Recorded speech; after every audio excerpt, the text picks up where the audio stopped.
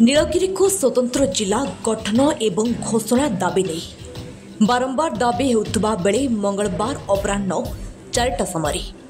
नीलगिरी डाकबंगला परिसर में जिला क्रियानुष्ठान कमिटीर एक गुरुत्वपूर्ण बैठक अनुष्ठित हो जाइछि।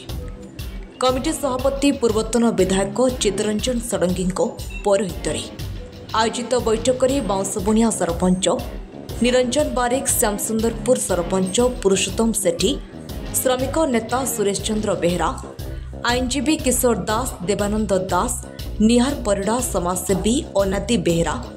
परमानंद पात्र रेखा हेम्ब्रम अवसरप्राप्त वन अधिकारी गिरिधारी बेहरा राजस्व सुपरभाइजर प्रमुख उपस्थित रही भारत वर्षर प्रथम गणजात राज्य नीलगिरी स्वाधीन भारत में सम्मिश्रण पर नीलगिरी को स्वतंत्र अधिकार प्रदान पर आईन रही बेले नीलगिरी को जिला मान्यता आमर न्याय्य अधिकार बोली मत रखिथिले। एने बारंबार दाबी होइथिले मध्य सरकार कौनसी पदक्षेप न नेबा नीलगिरीवासी उपहास सदृश।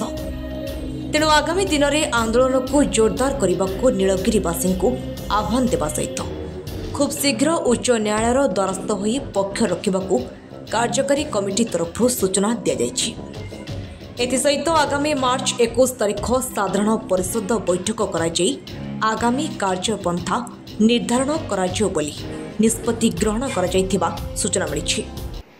आज आम ये डाकिला आमर जी जो नीलगिरी जिला आंदोलन दीर्घ दिन धरी चली बहुत दिन धरी मझे बंद हो गला सेटा को पुनर्जीवित करने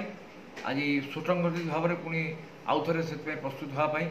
आम पुणी से आगे नापी आज डाकी मुख्य मुख्य लोक जो मैंने ये कार्यकर्ता सब अच्छे से बसते कौन कौन सब पदक्षेप नहीं आम पदक्षेप ना आज निष्पत्ति है जे आसंता मासे भितर हाइकोर्टर जो केस चली जिला जिला से पक्ष हवा एवं आम नीलगिरी जिला कर पक्ष रखा एक दुई मासे भितर प्रस्तुत हो गोटे आमर विस्तृत भाव में साधारण सदस्य मान आज कार्यकारी कमिटी मुख्य मैंने बसते साधारण सदस्य मान बैठक गोटे आम आरंभ करवा जिला मासे भितर करवा यहाँ द्वितीय तृतीय है से दिन से साधारण बैठक में सम्मेलन में जहाँ निष्पत्ति हम से कार्यकारी करवा। धन्यवाद। निष्पत्ति है आम जो हाइकोर्ट पक्षभुक्त हो नीलगिरी जिला हमार जो आवश्यकता अच्छी ऐतिहासिक चुक्ति आम अच्छी भारत सरकार बहु कथा को आगू आणुंट पाइक विद्रोह को जो भारत वर्षर प्रथम स्वाधीनता बोली आख्या देवाई आज सरकार चाहूँगी से